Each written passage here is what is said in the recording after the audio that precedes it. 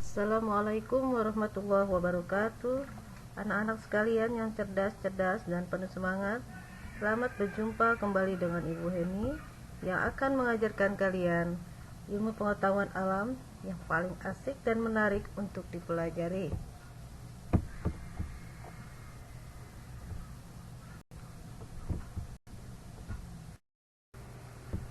Anak-anakku sekalian, kali ini Ibu akan mengajarkan materi gaya dan hukum Newton yang disesuaikan dengan kurikulum 2013. Mari anak-anak, kita sama-sama menyimaknya.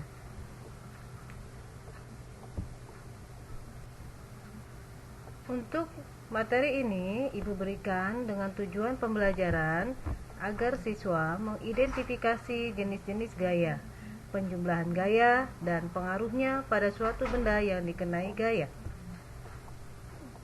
Tujuan pembelajaran selanjutnya agar siswa dapat menerapkan hukum Newton untuk menjelaskan berbagai peristiwa dalam kehidupan sehari-hari.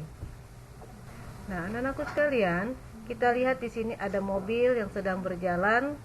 Ya, kita lihat. Nah, di sini ada tarikan dan dorongan, di mana mobil itu bergerak lurus. Tarikan dorongan yang berasal dari mesin mobil inilah yang disebut dengan gaya. Ya, sebagai contoh tadi mobil berjalan. Jadi gaya adalah tarikan atau dorongan. Contoh-contoh gaya, di sini ada gaya otot ketika orang sedang mendorong meja, lemari, meja, dan kemudian ada juga benda yang jatuh, ya, gaya gravitasi. Kemudian gaya pegas, gaya magnet. Nah, itu merupakan contoh-contoh gaya dan masih banyak lagi yang lainnya. Alat untuk mengukur gaya digunakan di sini adalah neraca pegas. Macam-macam neraca pegas kalian bisa lihat, ya, seperti ini, ya. Ada yang hanya di laboratorium, yang nomor 2 itu, kemudian yang untuk pabrikan atau alat-alat berat dan sebagainya. Inilah merupakan neraca pegas. Penjumlahan gaya dan pengaruhnya pada benda.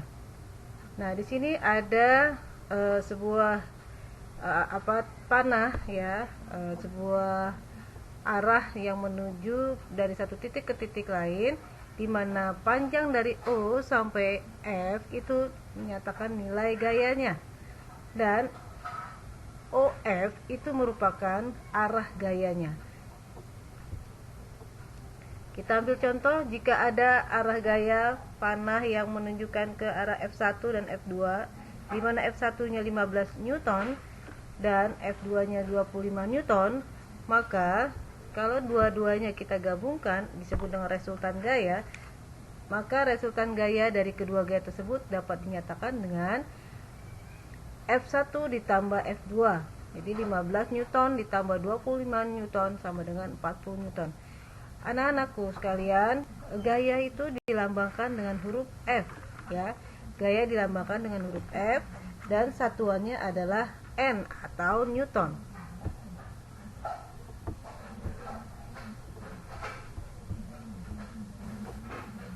Nah, anak-anakku sekalian, jika ada dua orang yang saling tarik-menarik sebuah tali atau sesuatu, di sini gaya tidak bekerja satu arah melainkan berlawanan arah. Maka gaya tersebut harus diresultankan dengan cara mengurangi, ya, antara F1 dan F2.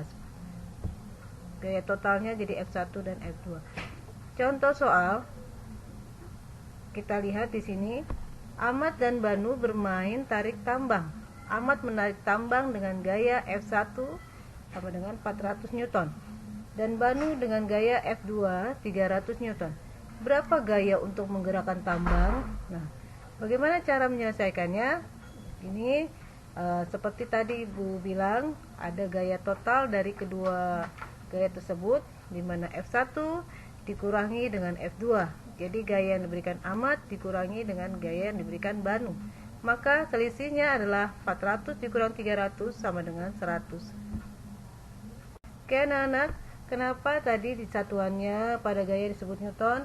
Nah, ini adalah dibilangnya suatu penghargaan, ya, ketika Sir Isaac Newton sebagai tokoh ahli matematika dan fisika yang menemukan besaran gaya. Makanya disebutlah satuannya disebut dengan Newton. Nah, Isaac Newton adalah ilmuwan terbesar sepanjang abad. Nah, di sini buku karyanya paling terkenal berjudul Principia.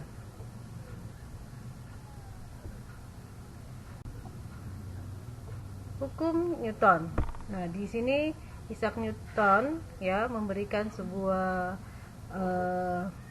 penelitiannya dan hasil karyanya sehingga diabadikanlah hukum Newton. Ya, di sini ada hukum Newton 1, hukum Newton 2 dan hukum Newton 3.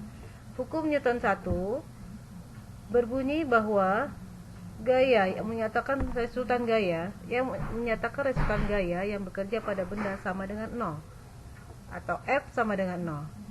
Jadi, apa itu contohnya F sama dengan 0 atau gaya yang bekerja adalah kosong atau 0? Yaitu contohnya pada benda yang diam, tidak bergerak. Seperti misalnya kita meletakkan benda di atas meja atau kita berdiri di atas bumi. Nah, itu semuanya dalam keadaan diam. Ya, sekali lagi hukum Newton 1 adalah menyatakan jika resultan gaya yang bekerja pada benda sama dengan 0 dan contoh pada benda yang diam atau tidak bergerak. Seperti orang yang sedang naik motor. Orang tersebut akan berdiam di atas motornya. Ya, berarti orang tersebut termasuk hukum Newton 1. Juga ada lagi orang yang sedang di atas mobil. Sama juga hukum Newton 1. Ini dalam keadaan diamnya seseorang di atas mobil atau benda yang diam di atas meja, ini disebut dengan hukum inersia. Nah, yang kedua adalah hukum Newton 2. Hukum Newton 2 di sini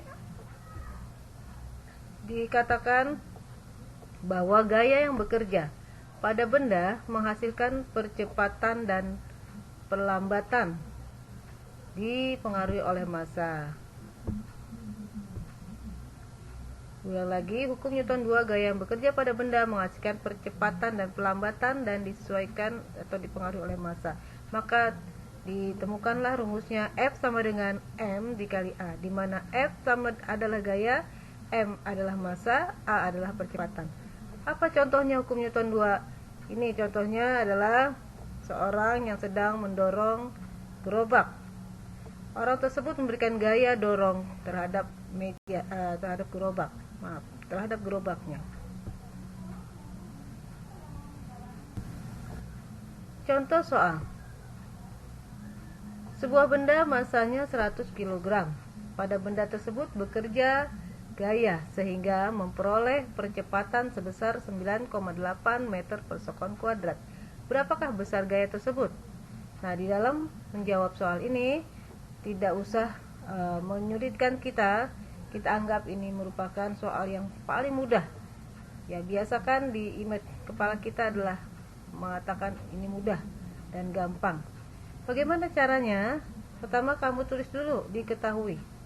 Lalu kamu lihat yang ada angka-angkanya. Coba lihat di sini ada angka 100. Kita lihat ke kanannya, ke kirinya, sebelumnya itu ada kalimat massa. Kita tulis massa itu berarti lambangnya M, 100 kg satuannya. Lalu kita lihat lagi ada angkanya, 9,8. Berarti 9,8 itu kita lihat ke kirinya itu sebelumnya adalah percepatan. Percepatan lambangnya A. Percepatan lambangnya A dengan angkanya 9,8 meter per sekon kuadrat. Lalu kita lihat yang ada tanda tanyanya. Apa yang ditanya? Oh, di sini adalah gaya. Gaya lambangnya adalah F. Maka angka selanjutnya adalah membuat jawaban dengan cara membuat rumus lebih awal. Rumusnya kita tahu bahwa gaya adalah M dikali A. Nah, kemudian kita masukkan angka-angkanya. M-nya berapa di atas 100 kg ditulis 1. Kemudian percepatannya 9,8 meter per sekon kuadrat ditulis juga satuannya. lalu kita kalikan, lalu kita gabungkan satuannya menjadi 1, sehingga jawabannya adalah 980 kg meter per sekon kuadrat. Nah, kalau kita lihat satuan kilogram meter per sekon kuadrat, ini bisa diganti dengan Newton. Jadi gaya yang diperlukan adalah 980 Newton. Nah, anak-anakku sekalian, ada lagi hukum yang ketiga, yaitu hukum Newton 3, di mana bunyi bahwa gaya yang bekerja pada sebuah benda akan mendapat gaya tandingan dari benda tersebut. Rumusnya F sama dengan min F. Jadi ada aksi, ada reaksi, ya, ada gaya aksi dan reaksi. Apa itu contohnya? Contohnya seperti bola yang dilempar ke bawah lalu dia memantul. Kemudian contoh yang kedua adalah orang yang sedang menarik tambang, ya, menarik tambang, kiri kanan saling adu menarik tambang. Yang ketiga adalah orang yang sedang mendayung di atas perahu, di mana air akan melawan, bereaksi dengan dayungnya, ya. Ini disebut dengan gaya aksi dan reaksi. Contoh soal, kalian perhatikan, jika sebuah benda yang masanya 50 kg berada pada bidang datar, gaya bekerjanya 200 Newton. Berapakah percepatan pada benda itu jika bidangnya licin atau jika bidangnya kasar? Nah, dengan koefisien geseknya diketahui 0,3 dan gravitasi 10 meter per sekon. Bagaimana cara menyelesaikannya? Nah, cara pembahasannya adalah pertama ditulis dahulu, diketahui M-nya sama dengan 50 kg, U-nya 0,3, F-nya 200 Newton, gravitasi 10 Newton. Kemudian yang ditanyanya adalah percepatan pada benda bidang licin. Di bidang licin, kemudian percepatan benda di bidang kasar. Kemudian langkah selanjutnya yaitu dengan kita jawab satu persatu. Yang pertama adalah di bidang licin. Di bidang licin ini berarti tidak ada hambatan, tidak ada gaya gesek, maka langsung saja dicari atau dihitung F-nya, yaitu F sama dengan M kali A, di mana F 200 dan M-nya 20 dan A-nya belum diketahui. Maka A dapat dicari dengan cara F dibagi M sama dengan 200 dibagi 50, hasilnya adalah 4 meter per sekon kuadrat. Jadi percepatan di bidang licin sama dengan 4 meter per sekon kuadrat. Bagaimana di bidang kasar? Di bidang kasar itu kalian lihat berapa koefisien bidang kasarnya, 0,3. Maka kita masukkan angka-angkanya pada gaya di bidang kasar. Karena di sini berkenaan dengan gravitasi di lantai itu, ya, gravitasi ke bawah, maka sebenarnya ini rumusnya W sama dengan M kali G. Tetapi karena W itu berat, ya, W itu berat, maaf anak-anak, W itu berat. Karena berat dan gaya itu sama rumusnya, maka kita gunakan F sama dengan M kali G, di mana F sama dengan 50 kali 10, maka dapat dihitung gayanya sebesar 500 Newton. Kemudian gaya geseknya, berapa gaya geseknya? Yaitu koefisien gesek dikali gaya yang sudah kita dapat tadi, maka gaya gesek sama dengan 0,3 kali 500 sama dengan 150 Newton. Maka gaya totalnya yaitu gaya yang ditemukan 500 dikurangi setelah ada gesekan 150, ya, maka total gayanya adalah 200 dikurangi 150 sama dengan 50 Newton. Lalu bagaimana dengan percepatannya di bidang kasar? Percepatannya sama dengan gaya dibagi masanya. A sama dengan F dibagi M, di mana A sama dengan F-nya 50 dan M-nya juga 50, maka didapatkan A atau percepatan sama dengan 1 meter per sekon kuadrat. Untuk mengasah pemahamanmu akan bab ini, coba kalian jawab pertanyaan-pertanyaan berikut ini dengan tepat. Nanti dikumpulkan ke ibu ya, pribadi satu orang mengerjakannya. Anak-anakku sekalian, mungkin ini saja yang dapat ibu sampaikan.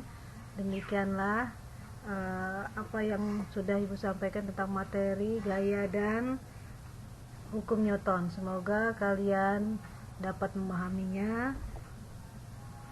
Ibu ucapkan cukup sekian dan terima kasih. Semoga kita dapat bertemu lagi di materi selanjutnya. Sampai jumpa. Assalamualaikum warahmatullahi wabarakatuh.